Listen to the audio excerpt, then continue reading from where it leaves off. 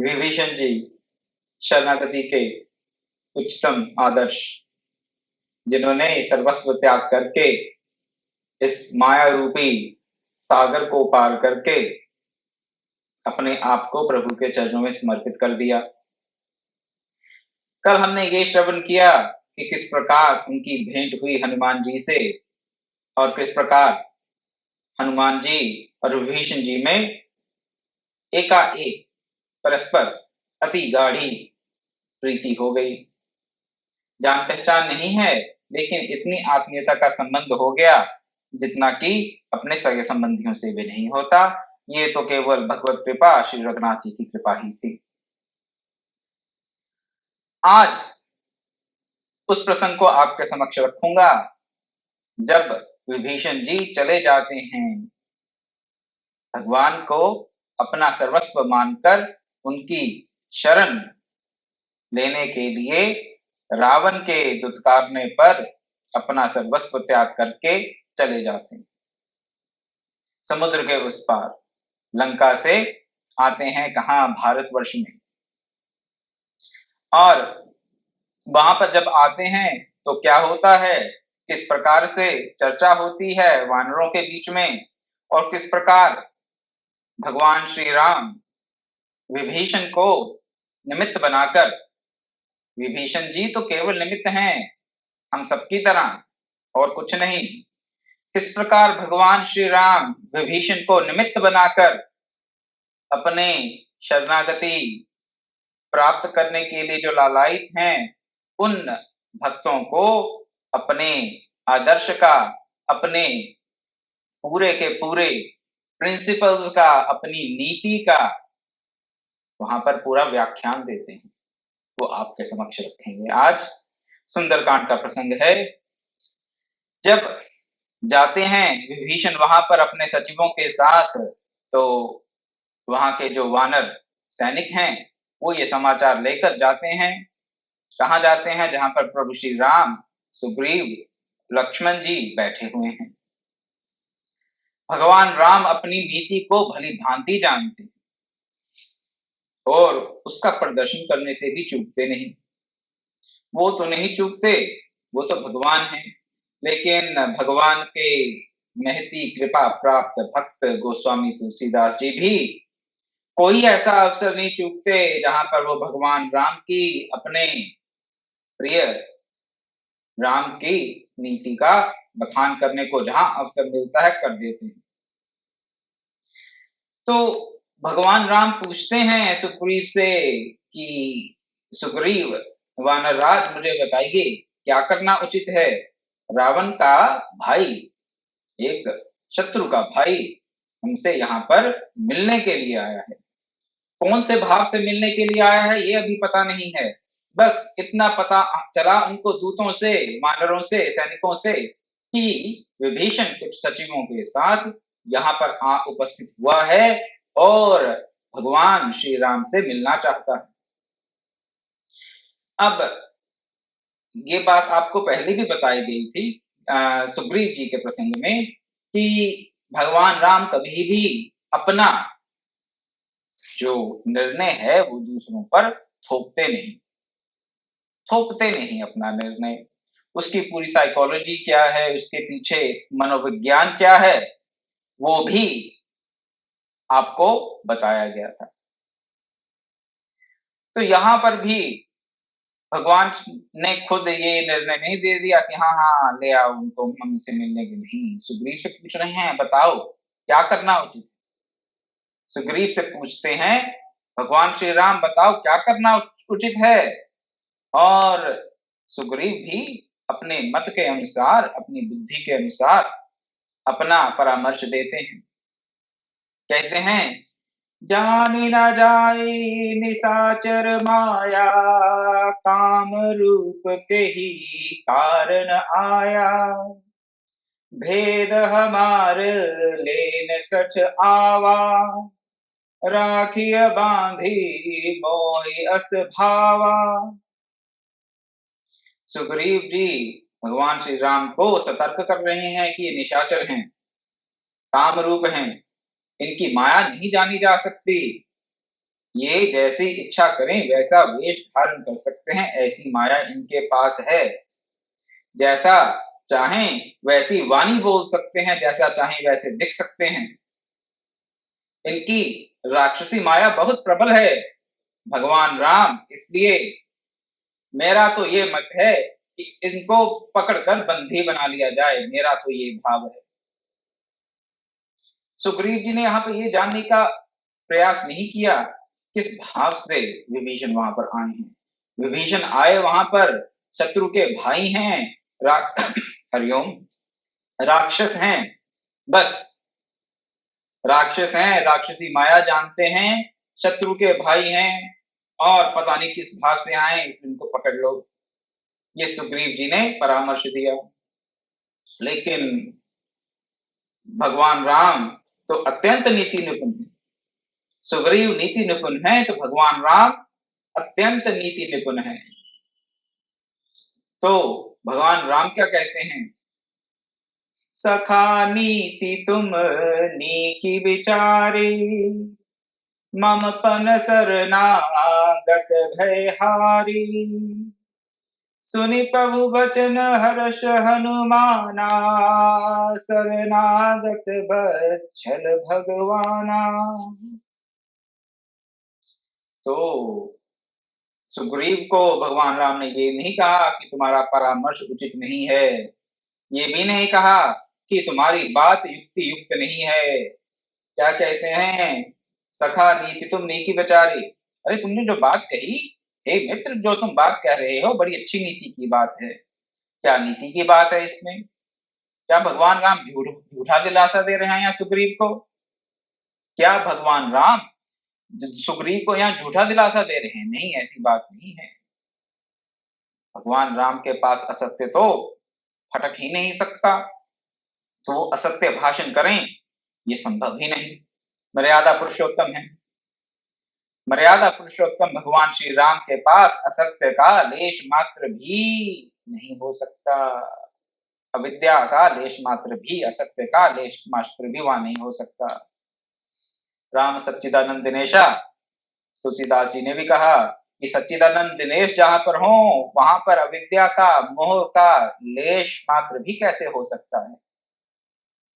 राम सच्चिदानंद दिनेशा। तो जो सच्चिदानंद हैं, सच्चित आनंद हैं, वो क्या असत्य भाषण करेंगे? नहीं, स्वप्न में भी नहीं। किसी प्रकार से वहां पर असत्य की प्रतिष्ठा एक क्षण के लिए भी हो नहीं सकती। तो भगवान राम जब कह रहे हैं अपने सखा सुग्रीव से, सखा नीति तुम नीकी विचारी, तो वो सत्य ही कह रहे हैं। सत्य कह रहे हैं कि तुम्हारी नीति सुग्रीव अच्छी है, अच्छी विचार कर तुमने सुंदर नीति का बखान किया है कि ये निशाचर हैं, किस काम से, किस प्रयोजन से आए हैं हमें नहीं पता, और इच्छा के अनुरूप ये वेश धारण कर सकते हैं, और शत्रु के भाई होने के नाते इनको तो बंदी बना लेना ही उचित जान पड़ता है। सखा नीति तुम नीकी विचारी, बहुत सुंदर नीति बता दी, सत्य भाषण असत्य भाषण नहीं कहा। लेकिन क्या, अब सुग्रीव ने अगर सत्य भाषण किया, अच्छी नीति बताई, तो क्या हम उसको अपना लें? अगर भगवान राम ने कह दिया कि सुग्रीव तुम्हारी नीति अच्छी है, इसका अर्थ ये नहीं कि उस नीति को भगवान राम ने अपना लिया।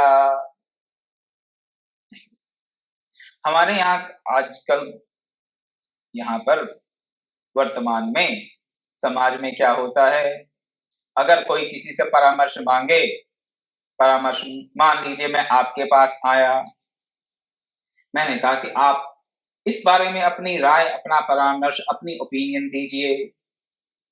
आपने अपनी ओपिनियन दी, अगर मैंने आपकी ओपिनियन नहीं मानी तो आपको बुरा लग सकता है, बुरा लग जाता है। आजकल के परिवेश में बुरा क्यों लग जाता है? अरे भाई, एक तो हमसे सलाह पूछने आया, हमने इतनी सरदर्दी करके उसको सब समझाया, और फिर उल्टा हमारी बात भी नहीं मानी, तो हमारा टाइम वेस्ट कर दिया। हमें ऐसा लगता है कि इस व्यक्ति ने आकर, मैंने आपके पास आकर आपसे आपकी राय जाननी चाही, आपसे परामर्श चाहा, आपकी ओपिनियन पूछी, आपने पूरी बात को सुनकर सोच विचार कर अपनी ओपिनियन मुझे दे दी, लेकिन मैंने उस ओपिनियन को नहीं माना। तो क्या हुआ? आप क्या फील करोगे? इंसल्टेड। इंसल्टेड फील करोगे। क्यों? भाई मैंने तो इतनी अच्छी एडवाइस दी थी, आपने इतनी अच्छी एडवाइस दी थी और मैंने नहीं मानी। और ऊपर से सोचेंगे कि क्या हमें ये ताड़ने के लिए आया था, पता करने आया था, हमारी परीक्षा लेने के लिए आया था क्या यहाँ पे, कि हम क्या कहते हैं अगर हमारी बात नहीं माननी थी तो। ऑफेंस फील करते हैं हम आजकल अगर कोई परामर्श लेकर उस पर विचार करने के पश्चात उस पर अगर वो क्रियान्वयन नहीं करता कोई व्यक्ति, तो हमें लगता है कि हमारी इंसल्ट हो गई। Offended, we feel offended. तो ये दुर्भावना आ जाती है मन में कि ये समय खराब करने के लिए आ गया, बात नहीं माननी थी तो जो करना था करता, मेरे से पूछने को क्यों आया। यहां पर ये बात नहीं। भगवान राम पूछ रहे हैं, सुग्रीव अपनी नीति बता रहे हैं। भगवान राम कह रहे हैं सुग्रीव को कि नीति तुम्हारी बड़ी अच्छी है, सखा नीति तुम नीति विचारी, लेकिन मैं ये तुम्हारी नीति अपना नहीं सकता, क्योंकि सुग्रीव की नीति और राम की नीति में बहुत अंतर है। सुग्रीव की नीति अगर नीकी है तो राम की नीति अति नीकी है। सुग्रीव की नीति अगर सुंदर है तो भगवान राम की जो नीति है वो तो अति सुंदर है, परम सुंदर है। जो भी विशेषण आप लगाना चाहें सुंदर के आगे। भगवान राम की क्या नीति है? वो अपनी नीति को नीति नहीं कह रहे, उन्होंने कह दिया उसे प्रण कह दिया अपना। मेरी प्रतिज्ञा है। क्या प्रतिज्ञा है? क्या कहते हैं? सखा नीति तुम नीकी विचारी, मम पन शरणागत भयहारी। तुम्हारी नीति तो बहुत अच्छी है, लेकिन मेरा प्रण क्या है? मेरा प्रण है कि मैं जो मेरे शरण में आए, जो मेरा शरणागत है, उसके भय का हरण कर लूं। मम पन शरणागत भयहारी। मेरा प्रण है कि मैं जो मेरी शरण में आए उसके भय का हरण कर लूं। ये मेरा प्रण है। तुम्हारी नीति अच्छी है सुग्रीव, लेकिन मेरा प्रण ये है। तो यहाँ पर जो व्यक्ति परामर्श पूछने आया, जैसे पहले मैं आपको उदाहरण दे रहा था कि मैं आपके पास परामर्श पूछने आया, आपने मेरी बात सुनकर सोच विचार कर परामर्श दिया, और मैंने अगर आपके परामर्श को नहीं माना तो मेरा भी उत्तरदायित्व बनता है कि मैं आपको बताऊं कि मैं आपके परामर्श को क्यों नहीं मान सकता। यहाँ पर भगवान राम ने बता दिया कि तुम्हारी नीति सुग्रीव तो बहुत सुंदर है, लेकिन मेरा प्रण है शरणागत के भय का हरण करना। इसलिए दोनों में क्लैश है। भगवान राम ने इसे सीधे सीधे शब्दों में एक्सप्लेन कर दिया। लेकिन आजकल के परिवेश में क्या होता है? आजकल के परिवेश में क्या होगा, अगर मैंने आपको कह दिया कि ठीक है, आपने जो सलाह मशवरा दिया, जो ओपिनियन दी, जो कंक्लूजन निकाला, जो निष्कर्ष निकाला मेरी बात को सुनकर अच्छा है, लेकिन मेरा प्रण अलग है, मैं अलग तरीके से चलने का मेरा अपना स्टाइल कह लीजिए, नीति कह लीजिए, या मेरा जीवन यापन इस प्रकार का है कि मैं नहीं कर सकता, तो फिर ये मेरा उत्तरदायित्व है कि मैं आपको अपने मन की बात रखूं। आपसे अगर मन की बात पूछी है तो अपने मन की बात भी आपके सामने रखूं, मेरा उत्तरदायित्व है। अगर सुन के चुप करके चला जाता हूं और कुछ कहता नहीं और आपकी बात मानता भी नहीं, तो फिर मैं दोषी हूं, फिर तो मैंने अवश्य ही आपका समय बर्बाद किया। अगर आपसे आपके मन की बात पूछी तो मुझे भी अपने मन की बात आपके सामने रखनी चाहिए, अपनी जो ओपिनियन है वो आपके सामने रखनी चाहिए, और ये बताना चाहिए कि मैं आपके परामर्श को क्यों स्वीकार नहीं कर सकता। अगर मैं नहीं करता तो मैंने तो फिर सही में ही आपके समय का बर्बाद ही किया एक प्रकार से। उस अवस्था में आपका ऑफेंडेड फील करना, आपके मन में दुर्भावना आना मेरे प्रति वो उचित है। लेकिन इससे एक स्टेप और आगे, ये आपको नीति की बात बता रहे हैं, नीति क्या है यहाँ पर? जनमानस में व्यवहार कैसे हो, अपने सुहृद जनों में, मित्रों में व्यवहार कैसे हो, परिवारों में व्यवहार कैसे होना चाहिए, किस प्रकार से वार्तालाप होना चाहिए, ये सब हमें यहाँ पर रामायण के इस प्रसंग से सीखने को मिल रहा है। तो प्रसंग बस ये बात चली है, इसलिए आपके समक्ष इसे रख रहा हूं।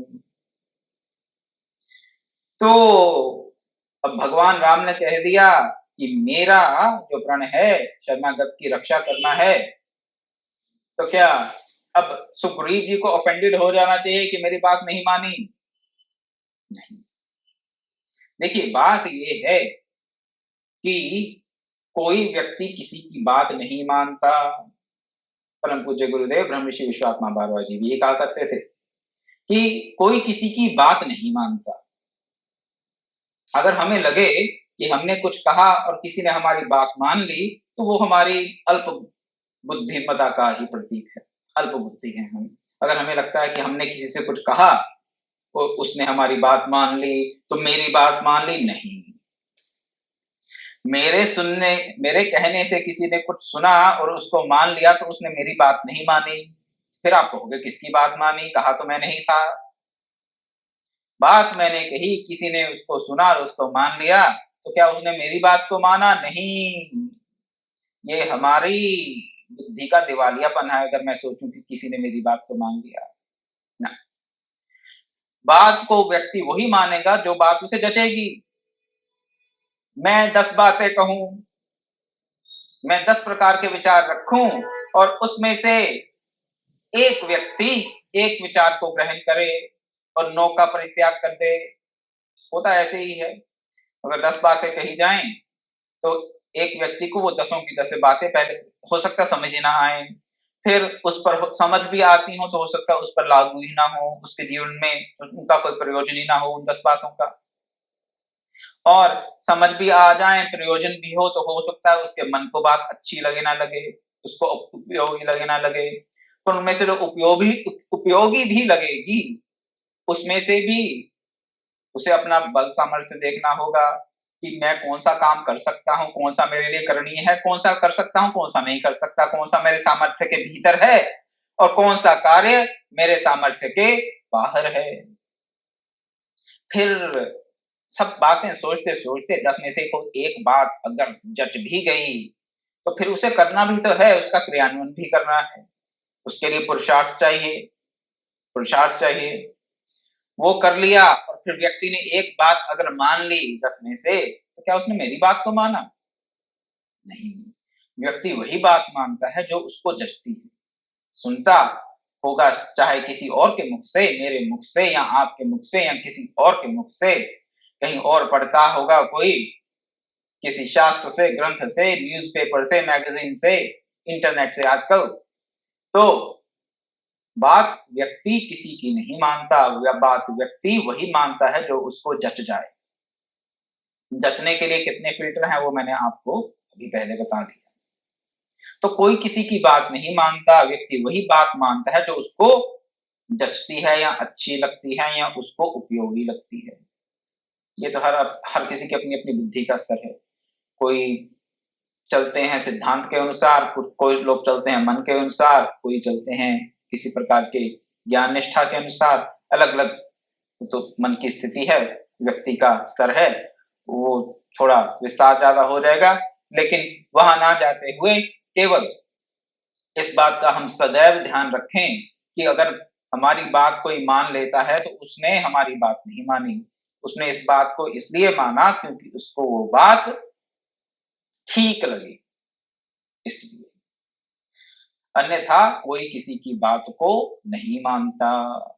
अगर इस सिद्धांत को, इस रहस्य को हम समझ लें कि कोई किसी की बात को नहीं मानता, तो हमारा जीवन आनंदमय और अति सुखमय हो सकता है, इसी क्षण हो सकता है। क्योंकि अधिकतर हमें क्या समस्या रहती है, हमारी दूसरे लोगों से समस्या ये रहती है कि कोई या तो हमारी बात सुनता नहीं या सुन के समझता नहीं। अगर सुन के समझता है तो उसका ठीक से रिस्पॉन्स नहीं देता, प्रत्युत्तर अच्छा नहीं मिलता। अगर रिस्पॉन्स भी दे देता है तो उसको मानता नहीं है। अगर मान भी लेता है तो उस प्रकार नहीं मानता जिस प्रकार से हमने उसको बताया,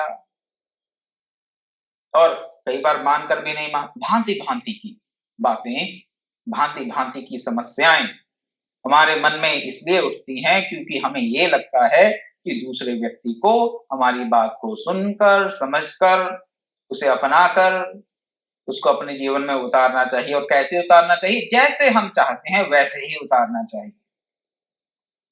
ये सारी की सारी समस्याएँ दूर हो जाएँगी, सारी की सारी समस्याएँ दूर हो जाएँगी अगर हम इस सिद्धांत को अपने जीवन में अपना लें। क्या? कि कोई किसी को सुनता तो होगा, लेकिन कोई किसी की बात नहीं मानता। मानता बात वही है व्यक्ति जो उसके मन को ठीक लगती है।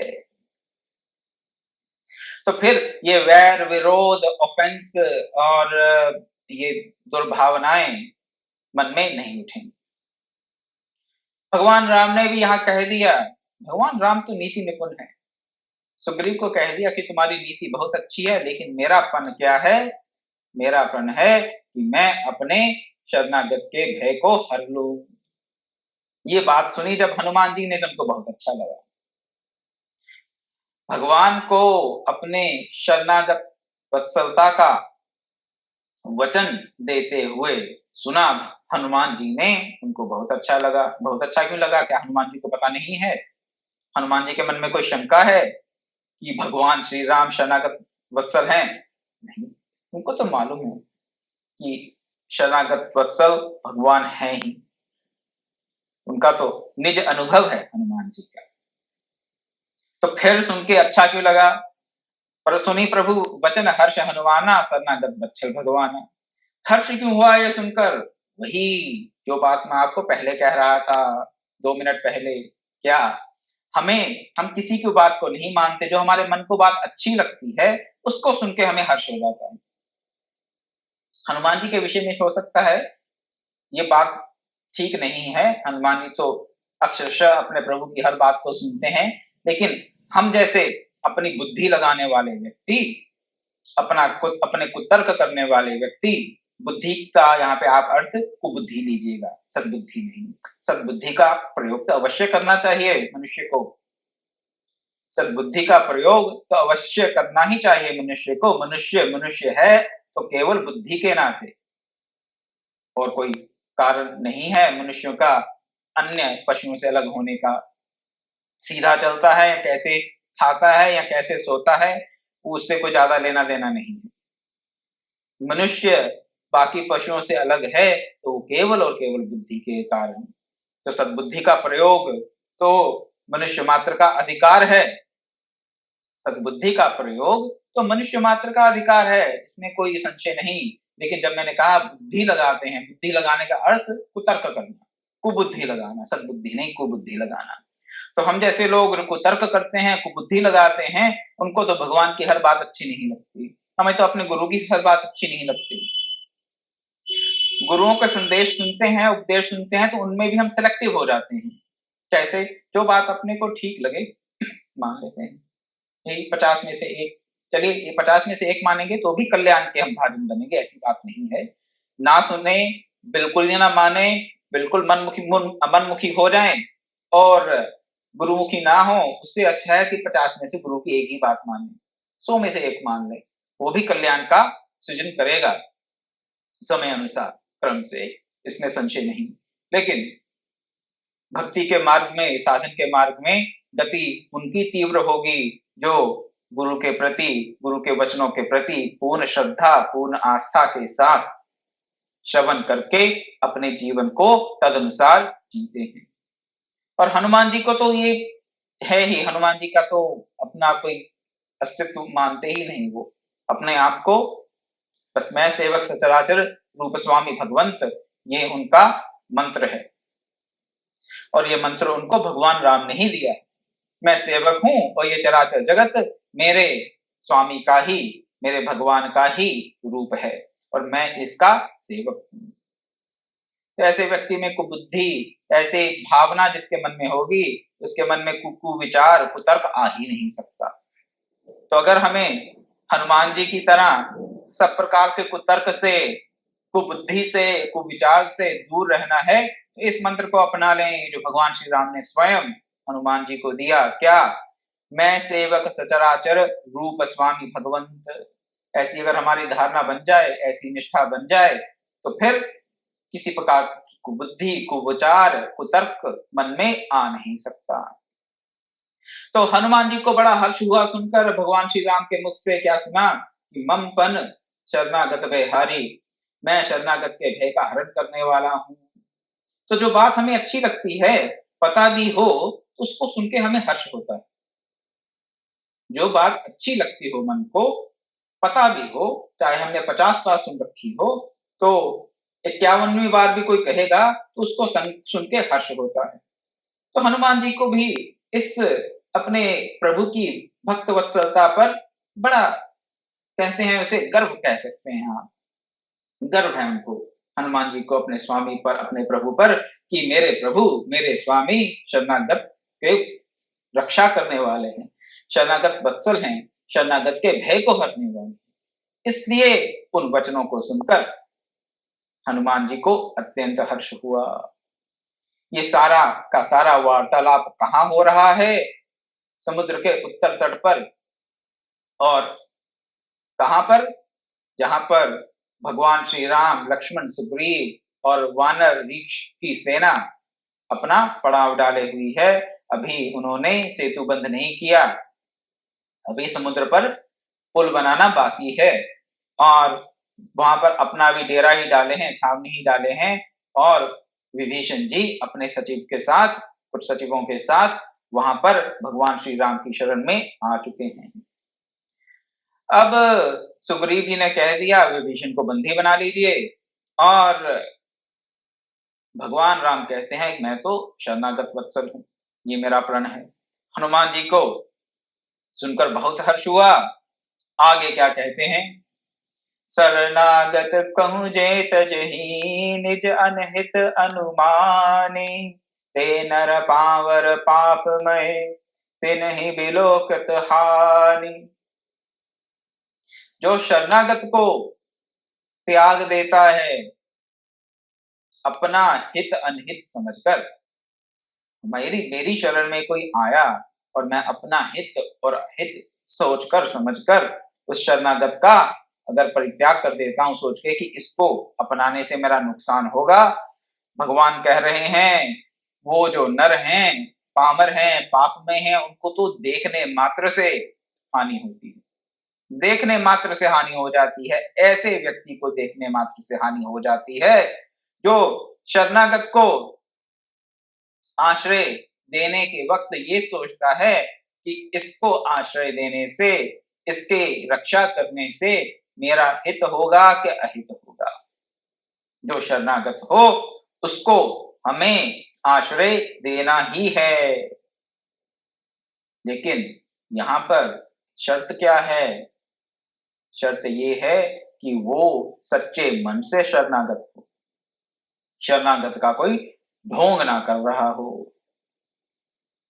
सुनने में बात आती है इतिहास की, वो बात आपके सामने रखकर आज अपने वाणी को विराम दूंगा। तो सोमनाथ के मंदिर पर कितनी बार आक्रमण हुआ हम सब भारतीय जानते हैं। 25 साल में 17 बार, 25 साल में 17 बार सोमनाथ के मंदिर पर अफगानियों ने अटैक किया, आक्रमण किया। और किसने किया वो भी आप जानते हैं, गजनी ने। ये कहा जाता है कि गजनी पकड़ा जाता था हमेशा, और हमेशा ही हाथ जोड़कर खड़ा हो जाता था भारतीयों के आगे कि मैं आपके शरणागत हूं। मंदिर पर आक्रमण किया, मंदिर ध्वस्त कर दिया, वहां का जो भी बहुमूल्य, जो भी वहां का बहुमूल्य द्रव्य था, स्वर्ण, हीरे और अन्य मूंगा माणिक्य, भांति भांति के जितने भी पदार्थ मंदिरों में हमारे यहाँ प्राचीनतम काल से चढ़ाए जाते रहे हैं, उपयोग में लेके आए जाते रहे हैं देवालयों में, उन सबका वो हरण करके चुरा के लेके जा रहा है। और पकड़ा जाता है, जब परास्त हो जाता है तो कहता है मैं आपकी शरणागत हूँ। और उन क्षत्रियों को सलाह देने वाले जो भी होंगे गुरुजन, वो कहते हैं ये तो अब तुम्हारी शरणागत है, अब इसका तुम्हें परित्याग नहीं करना चाहिए, क्योंकि तुमने परित्याग कर दिया तुम तो पापमय हो जाओगे, तुम्हें तो देखते ही हानि होगी, जो तुझे देखेगा उसकी हानि हो जाएगी। तो इसलिए ये तुम्हारी शरण में है, इसलिए इसे अभयदान दे दो, भयहारी, शरणागत भयहारी बन जाओ। भगवान राम का आदर्श है। ये आपको बात इसलिए बता रहा हूं कि किस प्रकार शास्त्र के अर्थ का अनर्थ करके हम अधर्म को धर्म मानना आरंभ कर देते हैं। ये बात मैंने आपके सामने 2 दिन पहले भी रखी थी। 2 दिन पहले ये बात आपके सामने रखी थी कि किस प्रकार रावण रावण को शास्त्र के ज्ञान का